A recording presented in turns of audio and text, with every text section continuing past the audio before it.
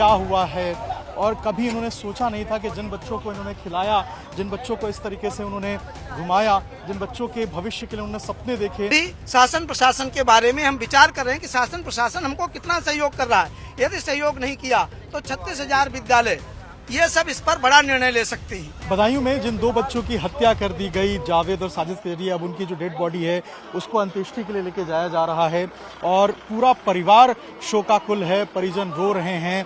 समझ नहीं आ रहा है परिवार को कि आखिर ये क्या हुआ है, और कभी इन्होंने सोचा नहीं था कि जिन बच्चों को इन्होंने खिलाया, जिन बच्चों को इस तरीके से उन्होंने घुमाया, जिन बच्चों के भविष्य के लिए उन्होंने सपने देखे, उन बच्चों को इस तरीके से विदा करना होगा। और देखिए स्कूल के जो तमाम टीचर्स हैं उनके, वो यहाँ पे आपको नजर आएंगे, आए हैं यहाँ पे स्कूल के टीचर्स बच्चों को विदा करने के लिए, बात करने के लिए, परिवार को सांत्वना देने के लिए। और ये देखिए आपको नजर आएगा कि सारे टीचर्स जो हैं वो आपको यहाँ पे नजर आएंगे जो आए हैं यहाँ पे। आप स्कूल के टीचर हैं? इनके साथ में ही हैं। आप इलाके के ही हैं? जी जी, हम यही रहने वाले।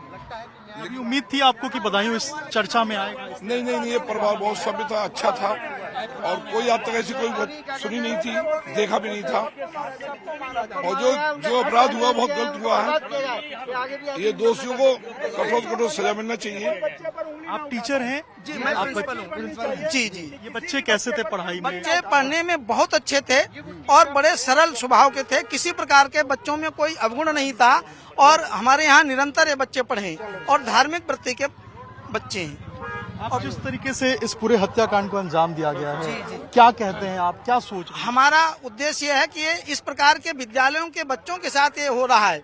यदि कोई दुर्घटना होनी थी तो परिवार के लोगों के साथ बातचीत होती, परिवार के लोगों के साथ घटनाएं घटती, लेकिन इन छोटे छोटे मासूम बच्चों के साथ जो ये अत्याचार हुआ है, ये हृदय विदारक घटना है। और विद्या भारती अखिल भारतीय शिक्षा संस्थान इस पर विशेष रूप से चर्चा वार्ता करने वाला है। अभी शासन प्रशासन के बारे में हम विचार कर रहे हैं कि शासन प्रशासन हमको कितना सहयोग कर रहा है। यदि सहयोग नहीं किया तो 36,000 विद्यालय ये सब इस पर बड़ा निर्णय ले सकते हैं। अच्छा, अब एक जो आरोपी हैं उसके इनकाउंटर में जो है वो मारा गया है, दूसरे की तलाश चल रही है। लग रहा है कुछ हद तक न्याय हुआ है? हाँ, कुछ हद तक न्याय हुआ, लेकिन जब तक दूसरा हत्यारोपी नहीं पकड़ा जाता, उसके साथ माने अच्छा निर्णय नहीं लिया जाता है, उचित निर्णय नहीं लिया जाता है, तो ठीक नहीं होगा। ये देखिए ये तमाम जो प्रिंसिपल हैं, टीचर्स हैं, वो आपको नजर आएंगे। और यहाँ देखिए जो शोकाकुल परिजन हैं, रोते बिलखते जो परिवार वाले हैं, वो आपको नजर आएंगे।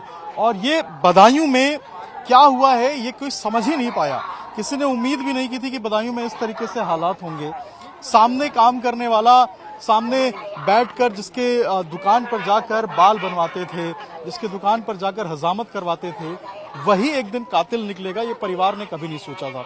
माँ से जब हमने बात किया था तो माँ ने बताया था कि बच्चे जाते थे, पूरे एरिया के बच्चे, पूरे एरिया के लोग जाते थे वहां पे सलून के अंदर हजामत करवाते थे। लेकिन ये इस तरीके से विकराल रूप ले लेगा, हत्या तक बात आ जाएगी, ये किसी ने नहीं सोचा था। परिवार वाले शोकाकुल हैं, उदास हैं, रो रहे हैं।